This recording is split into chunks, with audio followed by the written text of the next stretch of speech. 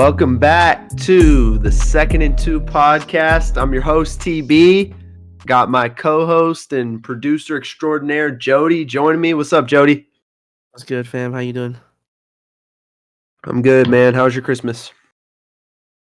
It was all right. I mean, drove down, saw some family, went to the Broncos game versus the Rams on Sunday, then drove back Monday, come back up here. We're going to have a few things to say about that game. Yeah, it's all shout out to one dude in particular. Actually, maybe two. We'll save the particulars for later in the podcast, but man, that's a fun thing to do on Christmas. Go see a football game in person at SoFi Stadium. Sounds like a fun time, dude. Did you see the stats that apparently each game beat like each football game I should say beat the total viewing of the NBA games that day? That doesn't surprise me. I mean, football is king in America, man. It's just Yeah. The NBA knew that was going to happen too. That's why they're like once every 11 years. That's when it happens when the NBA has to go up against the NFL on Christmas Day, and it's a nightmare for the NBA, man. From a rating standpoint, I mean, I watched both, but I will say from an entertainment standpoint, I thought the NFL games were more entertaining. And they weren't even really great games. I mean, that Packers game was a good one. Yeah, Packers Dolphins, but we'll get into all that stuff today. We're gonna start with a little NFL news.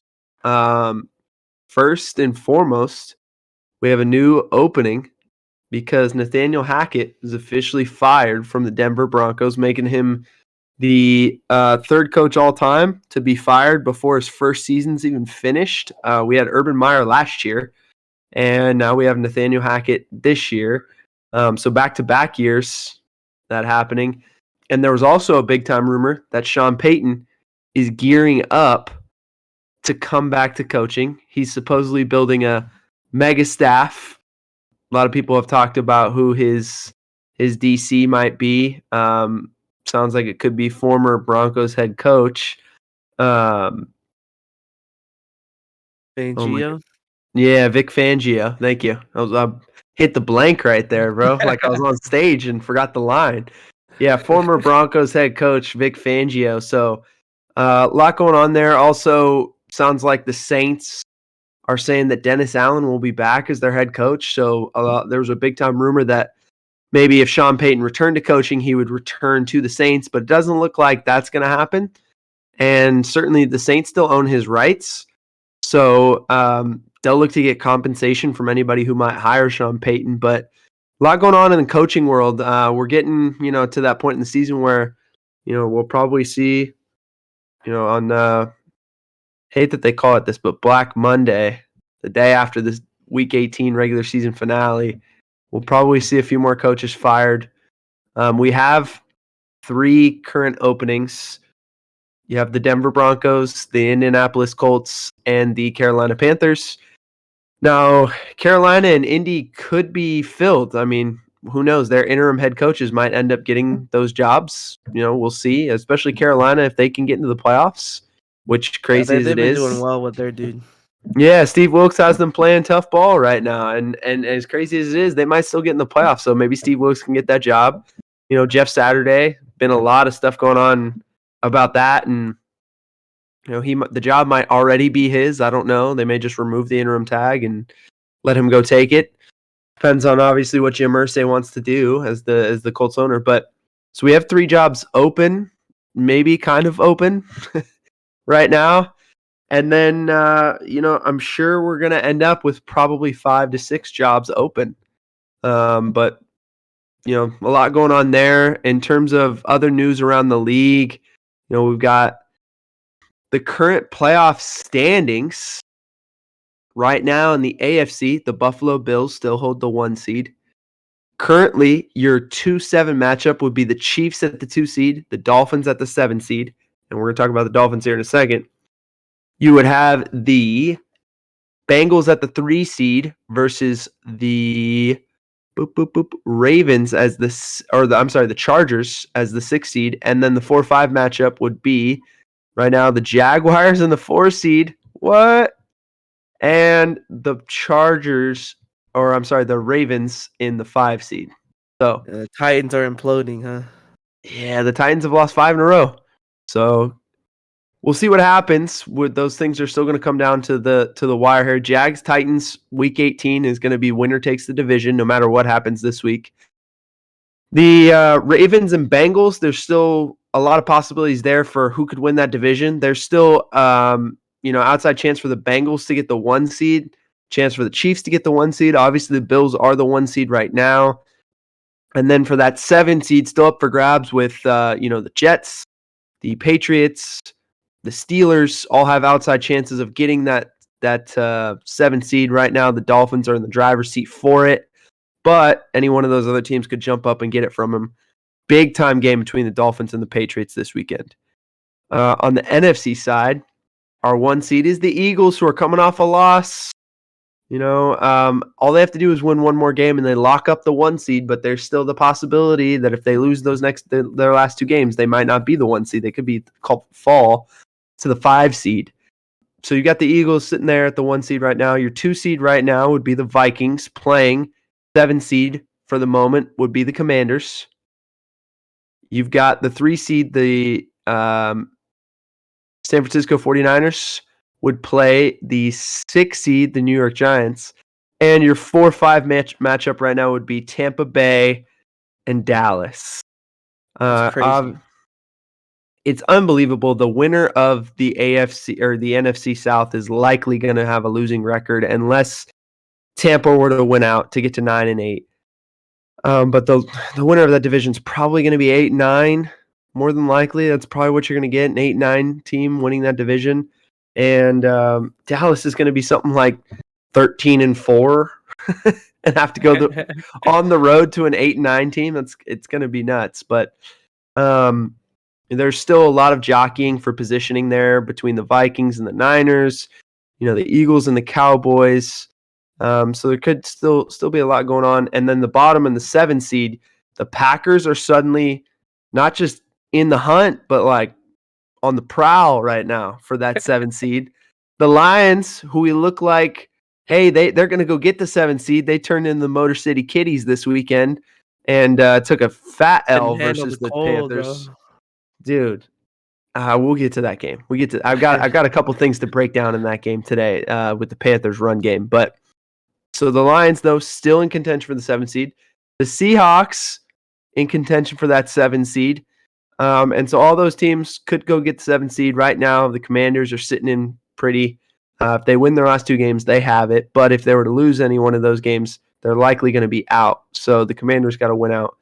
The Giants just have to win 1 game, and they're in. The Giants look like they're probably going to be a playoff team at this point. They would have to lose both their last 2 games to be out of it. And then other teams would still have to win. So the Giants look like they're a pretty good bet to get in. So we'll see what happens with the playoff picture. But Jody, anything you're looking at there that has your attention? Yeah, just the fact that whole division is in the playoffs currently. That's insane. Oh yeah, the NFC Beast. Yeah. The NFC Beast, the whole division. And of all the things, remember we talked about the NFC West last year, coming into this year, the AFC West. It's like all of these divisions that we thought would be it. And of all of them, it's the NFC East that might get its whole division in the playoffs. It's unbelievable. It's crazy. I think that tells you about their schedule all around. Facts, bro. Facts. Now, other news, Tua in the concussion protocol again, which honestly is really sad. Saw some video of the hit that people are speculating is what got him there. And that hit happened like the end of the first half, beginning of the second half, somewhere in there. So the speculation, he might have played a whole half with a concussion. After what happened to him earlier in the season, you kind of have to wonder like how long Tua might be out at this point, and maybe they just shut him down. I mean, that's really scary. His 3rd concussion in 1 season. Yeah, obviously we're hoping he gets better. I mean, really at the end of the day, everyone's main concern for Tua right now should be his health, long term and short term. And I think there are a lot of people immediately rushing to use that to like, look, this is why he threw the 3 picks. He was concussed, and it's like, I don't know. Something about that didn't sit right with me. It's like, why do we even care about his performance when like it's pretty clear he played a whole half of football with concussion? Why did that even happen again? And Yeah. what does that say about us that we're rushing to talk about his performance instead of just praying that the guy's okay, like Yeah. so I think our focus right now for Tua should be on making sure he's okay and not worrying about whether or not he's playing well, should be playing at all. Like at this point, the Dolphins got to stick with Teddy Bridgewater and hope that dude can get him the necessary wins to get him to the playoffs now, and then worry about Tua being able to play or not later when he's actually healthy. Yeah, I mean, Teddy Bridgewater should be fine. That fool was starting last year for the Broncos. Like, they're- he's doing A-okay, if you ask And me. he's not starting for the Broncos this year. Yeah. So, I don't know. Teddy Bridgewater, he's I think he can be good enough to get them those wins that they need to get to the playoffs. I mean, I Yeah. think they have to win one game and they're in the playoffs at that point. So, as long as they beat the Pats this weekend, they're in. Question is, can Bridgewater get it done? I mean, we'll find out. And then the last bit of NFL news, we've got the MVP race. I mean, at this point, Hurts was looking good for it. Now he's hurt. I mean, is it just Mahomes' award at this point? Is it just Patrick Mahomes that give him the MVP? Or, I mean, what do you think? I would say probably other contenders would be Josh Allen. He's probably up there.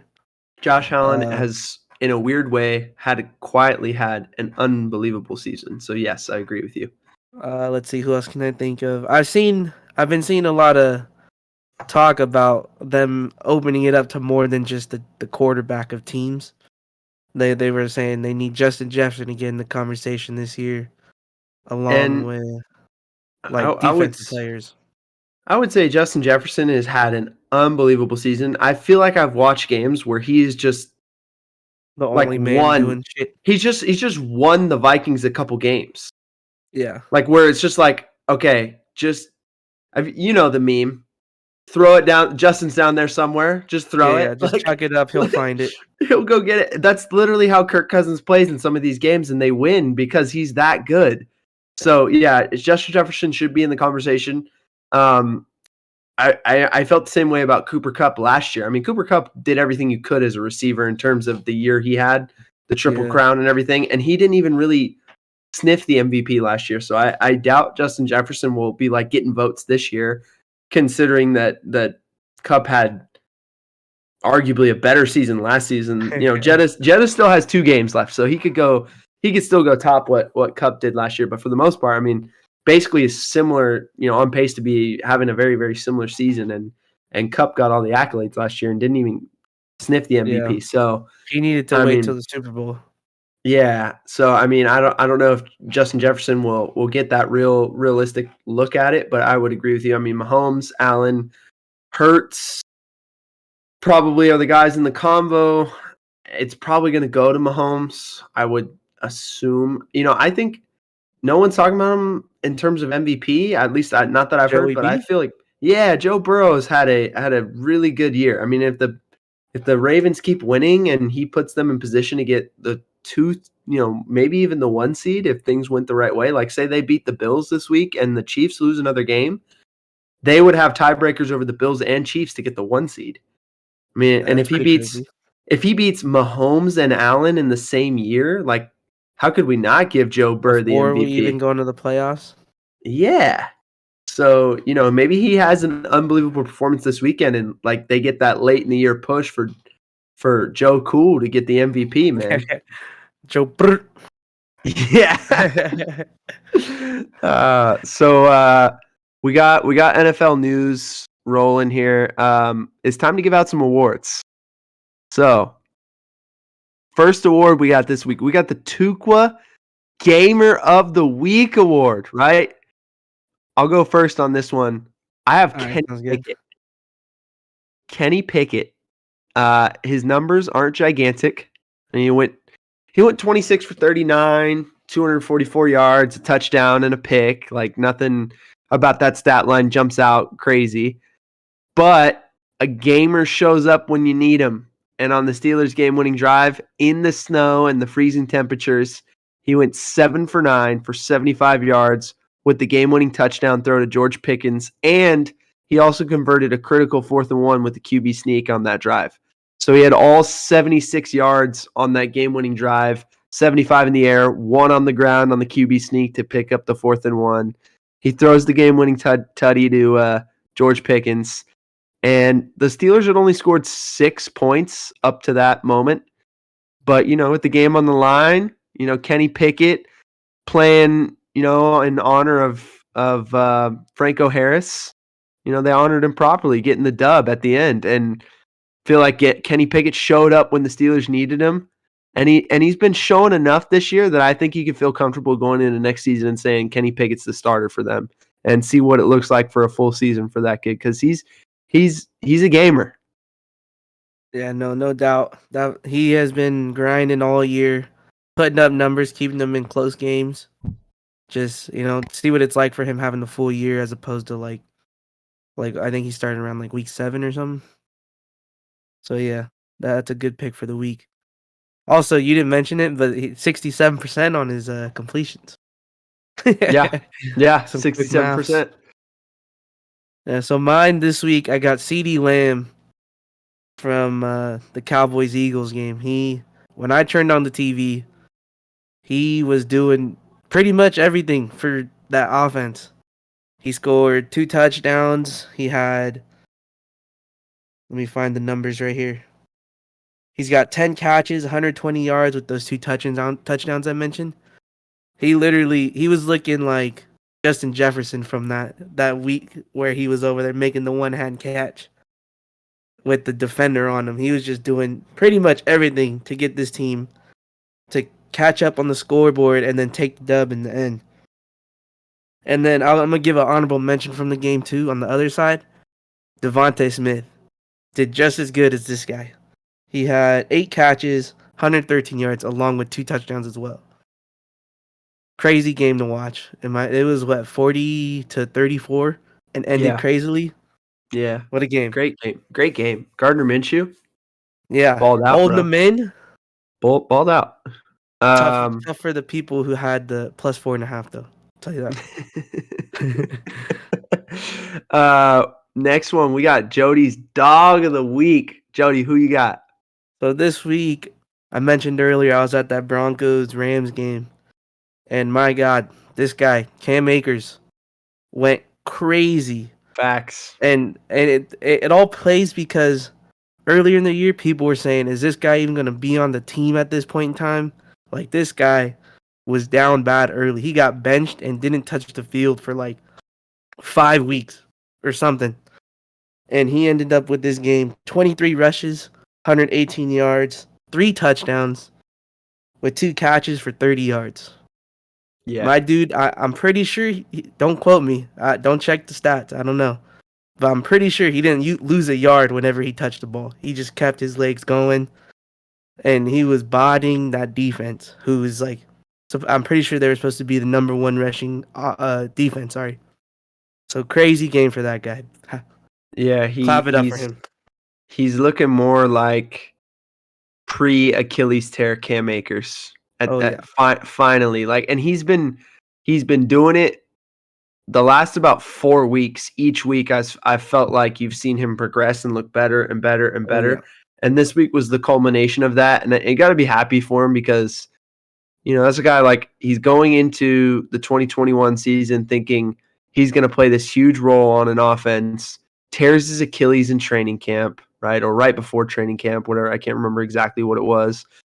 Then has this crazy recovery time where it actually shows back up in the playoffs, but doesn't play up to his standards. I think he even had a fumble at one point and, probably was frustrated with his performance despite they win a Super Bowl and he's a part of that and he should feel good about that. But, I'm sure was probably frustrated that he wasn't feeling like himself and then comes into this year and, early in the year he's struggling. It's just clear that he's not as big a part of the offense as he wants to be.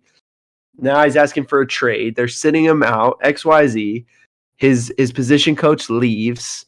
Yada yada yada. All of a sudden, like I said, about the last 4 weeks, he's just put his head down and been grinding, and now he's looking more and more like himself and like the player he was in 2020 when he was just straight balling down the stretch, and that's exactly what he looks like again. So gotta feel happy for him that he's coming back off that injury and looking like himself again. Let's see. One last note for him. I don't know if there's correlation, but once they got rid of Henderson, I would say pretty much when he started to get that role, build them shoes real quick. Yeah, true. That's actually a really good point. That cutting Henderson from the roster took a body kind of off of it, and now it's just been him and Kyren Williams, and really Cam's been the lead back, and Kyren Williams has kind of been the guy who spells them. And then you'll notice like Malcolm Brown will come in on some third down stuff for protection stuff. He's probably the best of those three in the pass pro game. But they're doing a good job. All right. Well, since you brought up him, quick note: I was at the game talking to our guy Fish, and I said, "Bro, who the hell is that guy?" He was out there rocking the 41, 41, Malcolm Brown, baby. Straight fullback looking guy. And I was like, who's this guy? He was like, bro, that's Malcolm Brown. Yeah. I was like, I've never seen this guy in my life, but all right. Played at what you got in the background, bro. That's where he went to college. Didn't know that. Did not know he's a hook'em guy. All right. So our next one, we got minor setback for the major comeback. And normally we reserve this for a player, but this week I'm just giving it to a whole team, the Lions. Like the Lions as a whole team. I think the Lions offense struggled a little this week on the road at Carolina. They complained about how hard the turf was and how cold it was and what. Obviously, their defense was awful, but their defense hasn't been great for much of the year. I mean, they've been better in this winning streak, but they've been like mediocre during the winning streak, which has been good enough for them to win. Yeah. Whereas like their offense has been balling, and their offense really struggled to find their mojo this week. I expect them to figure that out, and they're back in the Motor City this week against the Bears. I think their defense will have its hands full with Justin Fields, but I anticipate their offense being much better and setting themselves up for a win and in situation in week 18 against the Packers. So I'm going to say minor setback for a major comeback. The Motor City Dan Campbell fighting Detroit Lions. Yeah, I mean, you said they got the Bears coming up. That's a good, little bounce back game there for them. It's what we call the get right game. That's what we call a get right game right there. All right. Next award we got the no cap hats off play of the week. I don't know that we'll ever top what we saw last week with the Raiders and the Pats. We were talking about that off air before we started. Yeah. But a play that we liked, Kobe Durant, the rookie from the LA Rams, who, mind you, has a fantastic name. Yeah. Kobe and Durant.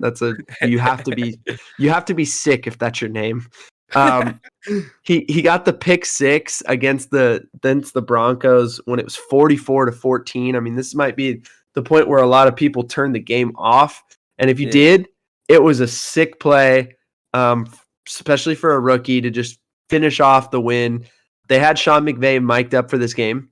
And afterwards, he was like, he when that play happened, McVay was like, oh, he's taking that to the house. That kid's a baller. So like as soon as he caught it, McVay was like, that's this week our honorary Tuca Gamer of the Week is this guy, huh? Straight from Sean McVay. Straight from McVay's mouth. Kid's a baller. Yeah. So Kobe Durant, no cap hats off, pick six, sick play. And now I think it's kind of becoming the fan favorite award. The Strahan Munoz Big Fella Award of the week. Gotta show them love every time. Yeah, Jody, what you got? Without them, there's no running backs balling. There's no time for the QB to throw. We love these guys. Yeah. So for me, this week I mentioned the game earlier, the Eagles Cowboys game. This guy, we talked about the Chalupa last week, right? The Chalupa. He did the sack, fumble, Rico, touchdown. Exactly. So this guy did the inverse of that. I don't know what he got. He had the breakfast platter, whatever you want to call it.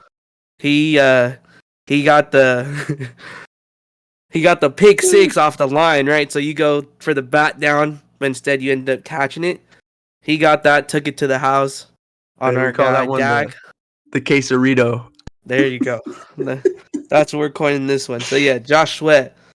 Even though they lost that game, that was a standout play for me. Now I'm gonna be honest, he didn't really do much outside of that play. So I'd get like a sack late in the game. But I'm showing love because that pick six as a big fella, gotta love scoring a touchdown. Big fella athlete plays, gotta always make it on. I mean, that's facts. That's a big time one. Last week I gave my big fella award to the Dolphins O-line. I highlighted Robert Hunt, their right guard. I mean, I can't give the award to the Dolphins O-line last week and then look at what the Panthers O-line did this week and not give it to them. They ran for 320 yards. That is video game numbers. 320 yards rushing in today's NFL is unbelievable. They had 3 touchdowns. They just, you know what? They just handed out lumps of coal to the Lions all Christmas Eve long. I mean, I don't know if you saw the post game handshake between the coaches, but Dan Campbell comes up to the interim head coach for the Panthers, Steve Wilkes, and just says, "Hey, congrats on the win, coach. That was a butt whooping." I mean, he used more colorful language, but absolutely, Dan Campbell is the kind of guy that's why I love Dan Campbell. He's like, you know what? You guys absolutely smoked us today. Good job. You did it. Yeah. I'm so excited to get in the film room and tell my guys what the heck are we doing, because it was that Panthers running game. They're running the gambit of split zone, power, zone read. Even Sam Darnold got into the action. We're actually going to talk about that later, but I don't give too much away here. But he had 6 carries for 19 yards and a tutty. They even ran freeze option. So they're running the gambit of plays. I mean, their O-line and their tight ends were unbelievable. So shout out to Ikemi Kwangwu, Brady Christensen, Bradley Bozeman, Austin Corbett, Taylor Moton, and Ian Thomas for their performance against the Lions, doing the dirty work, making it look good. As Jody said earlier, without those guys, we don't get to see all the pretty skill guys get their touchdowns. Yeah, that's a fact. Got a special place in my heart for those guys. I know it all too well. Our last award this week, a new addition to the awards. We got the Who's Cooking Award. And this is going to go specifically to a quarterback who's cooking. And we don't know what they're cooking up, right? They could be cooking up eggs. That nice fluffy omelet, right? They could also be just lighting the kitchen on fire with what they're trying to cook. They're trying to cook that mac and cheese, and they burnt up the whole kitchen. They forgot to add the water with the Easy Mac, and they burnt up the microwave. Yeah. So, Jody, I think I want to let you take this one first. Who's cooking? Who's cooking this week, and what are they cooking? All right. So this week, my chef, he just got fired. He's almost in the back seat. He's holding on by threads. No, he's an honorable mention. So yes, he got benched today. So So my guy Russ Wilson, what a time! My guy had 3 picks in that game that we talked about earlier. He went 15 for 27, 214 yards. Not pretty. He threw a touchdown to both teams. I mean, I don't know, bro. He was not doing hot. And mind you, when this guy was taking sacks, it's like he didn't try. He would bump into his lineman and fall to the ground. And that was about the play. So yeah, Russell Wilson, man. You gotta hire a chef, get you right, get right for the next season, because at this rate, bro, you're just lucky you getting paid the big bucks. And then, as we mentioned earlier, my guy Derek Carr got benched. He's gonna be watching the rest of the season from the sideline.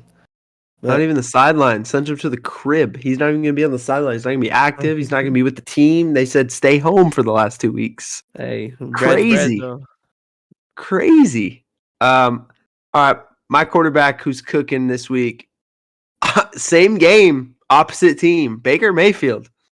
Mans went 24 for 28 with 230 yards, 2 tuds, no picks, 124.7 QB rating. It's his third week with the Rams, and he's looking better and better. He's just cooking up Christmas dinner all day long, bro. I mean, like straight carving up a Broncos defense that had been pretty good. Like he was carving them up like the Christmas turkey, bro. Like it was crazy. He really played extremely well. I give Baker Mayfield a lot of credit. That guy has been through a lot this season. And not to make it sound like he's had this like terrible life. He's just been with a lot of teams, bouncing everywhere. He's just been bouncing around. He's had the crazy Thursday night performance against the Raiders on 36-hour notice and all that stuff. And but I feel like he's settling in with the Rams, and he played great on Christmas Day. So excited for him to see if he can keep cooking. Yeah, that ties back to what we talked about before we started too. And I said when he was the last guy running out the locker room and onto the field to meet the team, like that energy was crazy. They were all going crazy. He was out there like dapping a couple people up. It was a time. They're really getting to like that man for sure. I think that's the thing that Baker can do for you in an organization is galvanize, everybody around him. Like, because he has that infectious energy that people gravitate towards. That, especially when things are going well, that's where it's infectious and you love it. And I think his biggest thing is working on how to channel that when things aren't going as well. And that'll be the challenge for him. And, but I think he's doing a great job right now with the Rams. I mean, I've been very, very impressed with how he's been able to handle that situation and come in there and kind of energize that organization, because really they were in a spot where it's like, okay, yeah, it's just like, hey, we're just losing a lot of these games and we're out of it now. Quarterback, no receiver. Yeah, and he's come in and just giving them new purpose to finish the season, So yeah, I agree with you. We're moving on after our awards now to our favorite segment, turnover on downs. Yeah. Hey, so we got first down. Blow the whistle. Boop boop boop. Blow the whistle. Boop boop boop. Blow the whistle.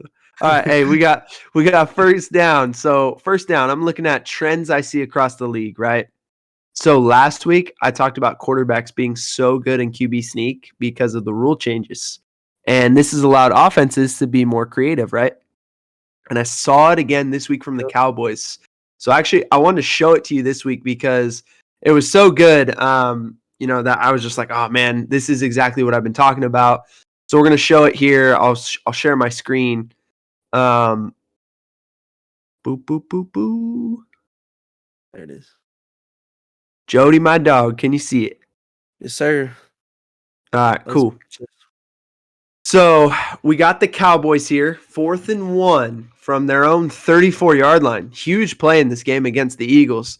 They're going to give you this QB sneak formation. So for those people who are just listening and not watching, they're going to have two tight ends on the right? We call that Detroit pair, where you got the tight end on the ball and the tight end just on his hip right here. So it's the pair of tight ends. We call that Detroit pair. We got a two-man set to the left, and the receiver, who's actually a tight end body, he's going to motion into the backfield. Now you'll see it later from behind, but Zeke is 5 yards deep, but he's actually offset. So he's not directly behind the quarterback like you normally see running backs. He's actually offset towards the pair side, right? And so they motion this guy in, and it looks like it's going to be like QB sneak. He's going to push Dak forward, right? But instead, they're just going to flip it out there to Zeke, who was already offset, and they've got that extra blocker with the motion man and the two tight ends that are already over there, and it's 88 out the gate, 22-yard gain on 4th and 1, which was a huge play. So I'll show you kind of, for those who are watching, you can kind of see the Eagles are gapped out. Like the Eagles have enough players, right? So they have the corner who's outside of the receiver. That's his gap. Hassan Reddick, their edge rusher, right? Their edge defender is the C gap player. They have 4 defensive tackles in here that are A gaps and B gap players. They have their Mike Backer, who should rock with the motion here and play on the C gap. Another edge defender in the D gap between the tight end and the wing, essentially. They have a corner who should be in that E gap setting the edge there. And now this safety or this safety, either one of the safeties are going to have to come down and fill based on where that motion man ends up fitting. But that's how you end up with your gaps and how you end up gapped out. Now the problem for them is watch what this Mike Backer does. This is genius stuff from the Cowboys. Look what he thinks is happening. Mm-hmm. He gets out of his gap thinking, I got to go play QB sneak. I'm going to come play Dak. And now you can see why it was so important that Zeke was already offset, right? Now he just sits there and they just flip it to him. And now there's no one in this gap here. He's got to beat the safety. Yep. The edge defender is now getting doubled because there's no one in the C gap, right? They've got the tight end to go block the corner, and now they've got the extra tight end who is the motion man. He's going to get the safety who's late coming down, and they're just man for man here. And it's just boom, boom, boom. Look at everyone doing their job. And you see the combo block to the safety, too. That dude could have essentially got the other guy. Dude, I'm telling you, it's pretty football. I mean, that's really well done. I like that play from Kellen Moore. It's just being creative, right? And so my trend this week, that was just kind of an extension from last week, but my trend this week that I wanted to look at, we're going to look at a couple plays from the Carolina Panthers here. Just teams using the quarterback in the run game more and more. And even quarterbacks that people don't, we've seen the Justin Fields, Lamar Jackson, Jalen Hurts, what they can do in the run game and how they're effective. Even, guys like Josh Allen, right, using their legs. Those guys we expect it from. But I think teams more and more are using their quarterback in the run game because we're seeing, lighter boxes from teams. Specifically, defenses have to play that way to counter the amount of times teams are throwing the football these days. So even teams like the Panthers, who have a quarterback like Sam Darnold, who's athletic but not thought of as a runner, or a team like the Jets when they're using Zach Wilson in the zone read game, or even the Falcons using Desmond Ridder, all three of those quarterbacks aren't traditionally thought of as like runners, run first or dual threat kind of guys, but they're decently athletic enough that I think offensive coordinators are saying we have to take advantage of that. We have to use that.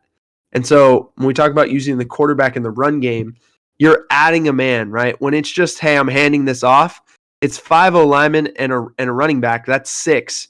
Well, the Lions, you can see it here if you're watching, are playing in a 6-man box. So you're 6 on 6. But as soon as you add the quarterback as a true run threat, it's now really 7 on 6 here. And, from the Lions' perspective, they're playing 3-on-3, 1-on-1, and now you have this high safety. But as soon as you take that safety away and make this a 7-man box, everything is man, and now it's completely different. Like this 1-on-1 is a lot different when it's truly 1-on-1 and not 1-on-1 with the safety behind him, right? So adding, defenses have to play this way, and offenses are countering by saying, okay, we're going to add the quarterback in the run game. So you watch this is simple zone read. The offense is going to zone left. They're going to go 1, 2, 3, 4, 5 for 5 and leave the 6th defender unblocked and just read off of him. Well, you can tell right now he's already pinching in too. He's just crashing.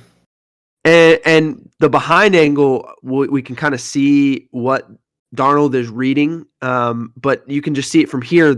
It's a big-time game, right? It's 1st and 10 from the 16. They're in the red zone, and he goes and gets 13 yards, gets him on the 3-yard line. And that wasn't like... I should have made that block, though. Yeah, facts. He said, let me get that touchdown. You don't need it. Yeah. Well, it's funny. We're going to see what happens in a couple plays here. So again, they're just going to, it's simple zone blocking, right? Okay, the tackle's going to go get the end. These two are going to combo up for these two. It's 2 for 2 here, right? The backside guard's got to cut off here and get up to the backer. Hey, I'm going to cut off the 3 technique, and we're going to leave the end unblocked. And that's who Sam Darnold's going to read. So you can see it right now. Now, traditionally, quarterbacks, you can see Darnold's eyes are on the edge defender, who in this case is Aiden Hutchinson. And quarterbacks are taught to read that guy's shoulders, right? His shoulders and his leverage. If his shoulders get turned, it's an automatic pull, right? Because he's chasing now. So you just pull it. Now, even here, Hutchinson does a decent job if you watch. And you can see there's the track of the back. Play it, but right now it looks like he's just going. And his shoulders are a little turned. Now, you'll see in a second, he does a good job of getting back to square. He's actually in not a bad spot, right? But Darnold sees, okay, he crashed enough. He turned his shoulders early enough that, yes, he's back to square, but I feel confident enough in my athleticism that I can beat him here. And so Hutchinson, is actually not in the worst spot, but you can see where his eyes are, and that's why this works, because Hutchinson's eyes are wrong. He's looking at the back, even though his body posture is where it needs to be. So Darnold actually is able to kind of beat him to the edge, and the whole time it looks like Hutchinson's going to get him, and he just can't quite get him. And Darnold's athleticism, this is where you get the like sneaky athletic tag, right? It's classic white quarterback, like, oh, sneaky athletic. But that really was Darnold right there. It looked like, okay, Hutchinson's going to get him. He's going to get him. Oh, no, he actually gets out the gate. And this is why teams are saying, even if the quarterback doesn't pull it, but he can get that guy to hesitate, it adds that extra dimension to your run game. It adds, it's a thing that teams got a game plan for. It's a thing that makes the edge defender say, wait a minute, let me make sure, right? It makes them hesitate. And if you're adding that, it doesn't matter who your quarterback is. If you're forcing teams to say, okay, let me make sure, it's an added layer to your offense, and it helps your offensive line. And so here's another one. This is 2 plays later. Now second and goal from the 3, same drive, and you're going to see. Guess what? You're talking about Chuba Hubbard. Like, I'm not going to make that block because I want to score. He got his chance on 1st and goal, but Darnold said, nah, I'm going to take it on 2nd and goal. And so you'll see great angle from the behind on this one. Yeah, I was going to say, it looked like he could have just beat the edge rusher on that last one instead of taking it outside, so I wanted to see this. Yeah, so again, the Panthers are in what we call that Detroit pair look, right? They're going to have the tight end with, another tight end kind of on his hip right there in the pair look. And so what's going to happen is, I'll let it go forward here. Again, the Lions are actually, they have enough people in the box, right? But they're going to go the 2 tight ends for these 2 edge defenders here. They're going to leave the 5 technique, or in this case, he's really a 6 technique, head up on the tight end. What I would call a 6 technique, different coaches might call it different things. I call it a 6 head up on the tight end, right? They're going to leave him unblocked, and then they're going to zone everywhere else to the right. So these 2 are actually going to go 2 for 2 on the left, the tight end wing for the 2 edge defenders. They're going to leave the 6 technique unblocked. That's who Darnold's going to read. And then everyone else is zoning right. So I'm coming down. I'm comboing up to the backer. I've got it. The center's got a 0, so he's just going to take him and move him. The backside guard's got a 3 technique. He's going to block out. Okay, the tackle's got an edge defender here, a 9. He's going to block out, right? So you see what happens. They part the Red Sea, and again, these are their tracks, right? The give would be run with the zone. The pull is follow those 2 blockers. So they actually part the Red Sea, and this guy turns his shoulders completely. I mean, Darnold gets this guy so good. Look at his shoulders. Yeah. Completely turned. For those listening, Darnold, this was really good. A really good job of riding the mesh point, what we call riding it out. Riding the mesh point to the point where he gets that guy to turn his shoulders, and now it's a great pull. He's gonna cut this. One too many steps ahead of himself. And Darnold really probably could cut it up here, but he reads the momentum of that defender who's jumping inside, and then just kind of pops right back outside of him, and it's a touchdown. And I mean, these are the kind of things that offensive coordinators are doing now to help themselves, because again, the lighter boxes on defense, adding that quarterback to add that extra layer of dimension, it just makes it harder to play defense. And I know, as someone who's been a defensive coordinator and you're scheming up every week, when you see, okay, they add that element of quarterback run game to their offense, it's always harder to prepare for, because it means I have to prepare my edge defender, all of my edge defenders. And depending on who you're reading off of, sometimes teams are going to read off the defensive tackle or whoever. I have to prepare those guys to be able to play that read, right? And to make sure that they're playing disciplined. And it's just an extra thing that they have to think about. And anytime you can get defenses thinking instead of playing, you're always going to be a step ahead of them as an offense. So, and it's the same thing you try and do defensively to offenses, right? You try and get them thinking instead of playing. So anytime you can get your opponent thinking instead of playing, you're always going to have that extra layer of, of an edge. So good stuff from the Panthers. So rolling in the second down of our turnover on downs, we got a couple bets I'm going to hand out this week. Now, you guys might be thinking, hey, Jody, what happened last week? I lost all my money. Well, we're going to get you right this week. And with those, we'll talk about those on fourth down. So this week I got Ravens -3. Now, if Lamar's playing, it's looking even better in my opinion. But if not, we'll put our trust in Huntley. Let him run the game for us. Can't put no harm, no foul on that guy if he's the one taking the rope. So, see, our Ravens are running against. Why didn't I write it down? Sorry. They're running against the Steelers. Now, we talked about Kenny Pickett earlier. So that's why I said if Lamar's in there, it looks even better. Good game. And it's going to be in Baltimore. So that's the game that got flexed into Sunday Night Football. Should be fun. All right, my next one, we're giving out Commanders money line -135. Now, I know we got Carson Wentz coming back. Might be thinking, hey, he hasn't played in, I don't know, 6 weeks, 7 weeks? It's okay. When he was still playing and he got Brian Robinson back and he was still doing okay. It wasn't high-scoring games, don't get me wrong. But they still took some dubs with him. He looked okay coming in relief of Heineke in the Niners game this past week. He got to play a couple series, and he didn't look bad. There we go. Even more reassurance. But yeah, the Commanders are in, I believe, they're playing the Browns. There we go, at home. I think they could win that. The Browns, they just shoot themselves in the leg every day. They got Nick Chubb, one of the best backs in the league, and they just say, hey, Deshaun Watson, go ahead and throw the ball. Don't know why they do it, but that's what they're on. So Carson Wentz, I can tell you why they do it. They paid that man they pay him, yeah. $240 million. They got 240 million reasons to let that guy chuck it. Yeah. Oh man! And then last but not least, we got the Eagles and the Saints. I'm taking the over in this one. Now I know Jalen Hurts might not be playing again, but we saw what our guy Gardner Minshew did. Put up big numbers last week. Yeah, and they need to win. They need to win this week. Exactly that, and the Saints, they're gonna let up some scores for sure. They haven't been the prettiest team out there, but they're also, Andy Dalton can put up at least a touchdown. I think that's a easy over. I know the overs aren't the best thing in the world this year, but that one's low scoring for those dudes, so taking that one as well. Yeah, I would venture to guess that we don't see Jalen Hurts again in the regular season. Yeah, probably. Based on what we've heard, and I would say that Gardner's played well enough that Gardner Minshew probably gets to finish out the regular season for him these last couple weeks.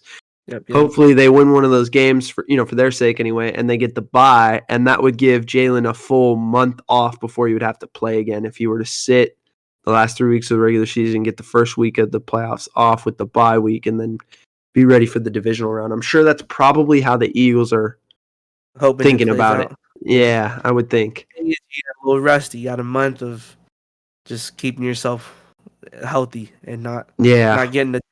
But that's ideal. That's definitely ideal. So, all right, going back to third down.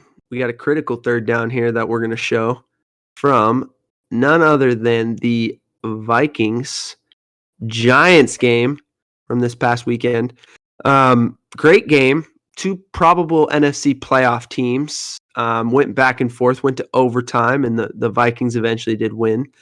But this is in the fourth quarter. We got a 3rd and 4 from the Giants. They're down by, I believe at this point it was 1 point. I think it was, I want to say it was 17-16 at this point in the game. Giants are down 1, 3rd and 4, trying to extend their drive so they can get points to take the lead. All right, so first thing, the Vikings are showing a too high shell, and this has been a common theme of stuff that we've broken down so far, right? A lot of teams, it's very common to show too high and then get to one high somehow, some way, right? They're going to walk up this backer, and so they're really in just a regular over front with a stand-up 3 technique, and then they walk up this backer too to give you kind of a dummy 5-man front look. It's not really, but they're trying to get him in the count for the O-line, right? But really what they're going to do is these two guys are going to play off the back. So they're in a cover one look, what we call cover one with a low hole. And so you got man coverage by the corners, right? Pretty simple. Man coverage by the slot corner and man coverage by this safety to this side. Now, the remaining safety is going to drop to the middle of the field. That's where you get the one high, right? The cover one. And then the two backers who are not, they got four guys who are going to go on the pressure. And then the two remaining backers, one has the back and one has what we call the low hole. It's basically the backer equivalent to one high. Just like this one high safety is playing the middle of the field and is going to read the quarterback's eyes, the low hole defender is going to play anything coming inside, quick and inside right now. So you gain that extra defender that a lot of times quarterbacks don't see. And so what they do, in our defense, we always called it boys, right? Which would be back out your side. So if the back came to you, you have him. And if the back went away from you, that meant you were the low hole player. Now, I think, some teams would determine it where right now, because the back is to the side, he can walk up and he just has him. And it determines that the other free backer is just automatically the low hole player. Just depends how they play it. But essentially, you're going to have 7 in coverage, 4 on the pressure, right? So we let it play here a little bit. The Giants are going to run what we call a drive Omaha concept. So drive is an under by number 1 and a dig by number 2. So to the field, they're going to run the drive. And then just a vertical with a little 5-yard speed out. In our terminology, we call that Omaha, just the 5-yard speed out with the vertical by number 1. So that's what the Giants are going to run. They're only going to run 4 out in the pattern. You'll see Saquon Barkley stays in the protection, which is part of why the Vikings walked up 54 here to get Saquon to hopefully stay in the protection because they don't want that guy leaking out. They don't want that guy on 3rd and 4 to catch the ball because now you have to tackle Saquon Barkley in the open field on 3rd and 4, and that's just you're not going to do that a lot. So the Vikings did a really good job of kind of forcing the Giants' hand, getting the look that they want, and so you'll see how it plays out. Daniel Jones actually has a really clean pocket for the most part. But you can see how this is developing, right? You have man coverage here by the corner, man coverage like we talked about, man, one high safety. I've got the back, so I'm just mirroring the back, and the back stayed in protection, so I'm just kind of over the top of him. Low hole. So you can see the low hole player. Daniel Jones does not see him. Yeah, Daniel Jones his eyes aren't even close. No, Daniel Jones sees my receiver beat man coverage inside, which means he is Right open. at the stakes, too. In the NFL, this is NFL open. Like this is a Daniel Jones must pull the trigger. The problem is he does not see that low hole defender. And so you're going to see how this plays out. The benefit of having the low hole player is the quarterback doesn't see him. He just sees his receiver beating man coverage. And so he makes the throw. He rips it in there like he's supposed to. The problem is the low hole player makes it. Yeah, the low hole player makes a great play on the receiver to dislodge the ball from him, set up the critical play, and I'll explain what happens after this play. Oh, okay. He didn't get that blasted, but no, he set him up to get.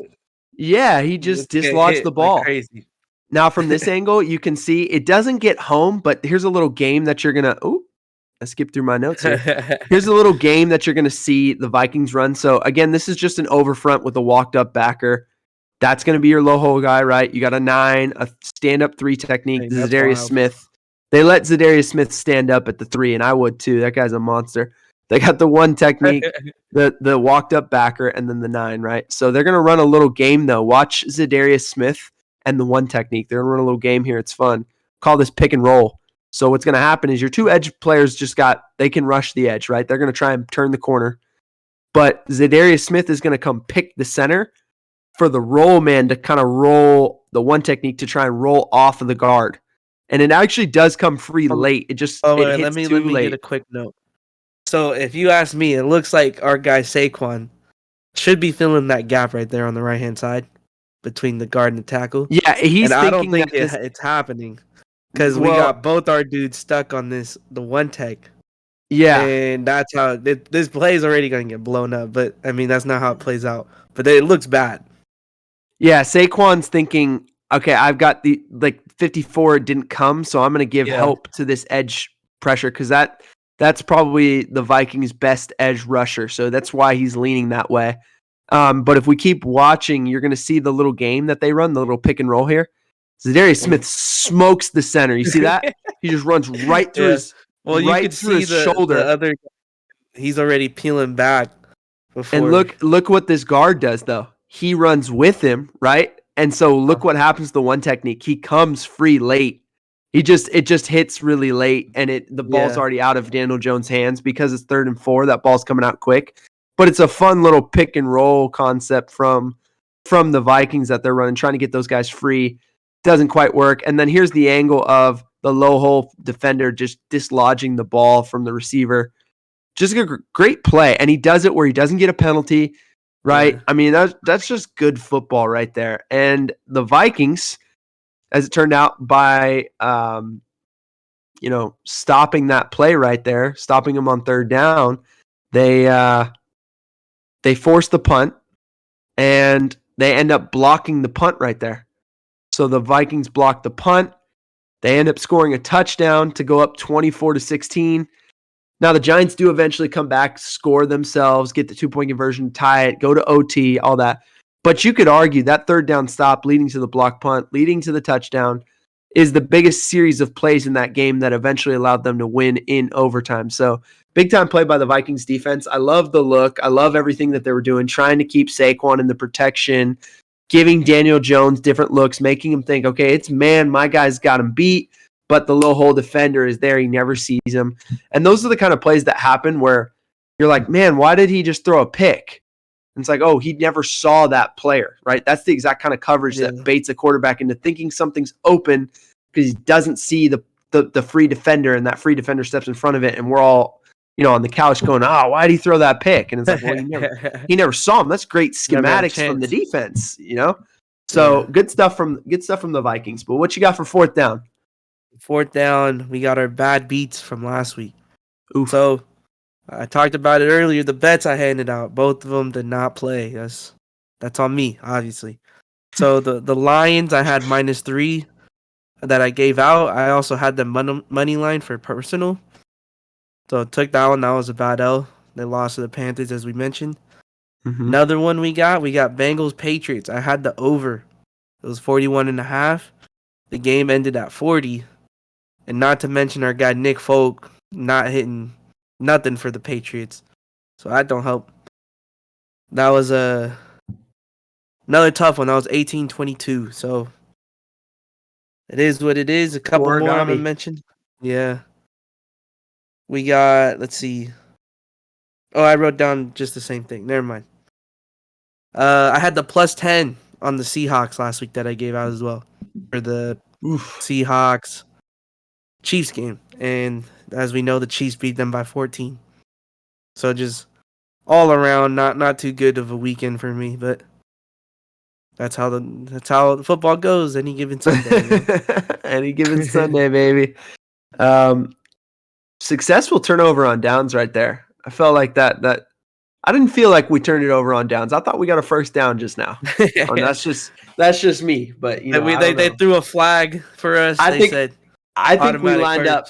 I think we lined up in 4th and 1 and ran a little fake QB sneak and pitched it to Zeke out the back door for 22 yards right there. But so we got one more new segment this week. I think we're calling it Coach's Q&A. So this is just Jody's time to ask some questions, and I'm going to do my best to answer them. All right, so this week I'm going to give you 2 player props, and I'm going to tell you like who's in the game, who I'm trying to figure out if we should bet or not. So we're going Seahawks versus the Jets for this first one. I got Geno Smith over under 241.5 yards for passing yards. Well, now, the way I see it, the Jets have a good defense. And one thing I will say is Geno Smith is getting Tyler Lockett back. Now go ahead. So we last week we broke down a play from the Jets-Jags game. And I think this week I looked at a play from the Jets-Jags game that actually didn't make it on the pod, but I was looking at that, and I was, I think the Jets defensively have done a lot of good stuff under Robert Saleh this year because they finally have the talent to match what they're doing. And you'll see there's a lot of similarities between what the Jets are doing and what the 49ers are doing. Similar schematic systems. Okay. And with real talent at every level of the defense. I think the Niners are a little more seasoned than the Jets are right now, and the Niners offense helps them more than the Jets offense helps their defense. So I would say that might be the biggest difference. But I think from a schematic talent standpoint, the Jets defense is up there with any of them right now. I love that Jets defense. I think their corners, they've got 2 studs at corner. They've got freaks up front. And their backers are really good too. I mean, they're good at all 3 levels. I think Geno's had an unbelievable year this year seeing defenses, but recently taking some more sacks. The toll of an entire NFL season, I think, is showing up a little bit, and I don't think it's Geno's play is necessarily decreased. It's just the screws have tightened a little bit here.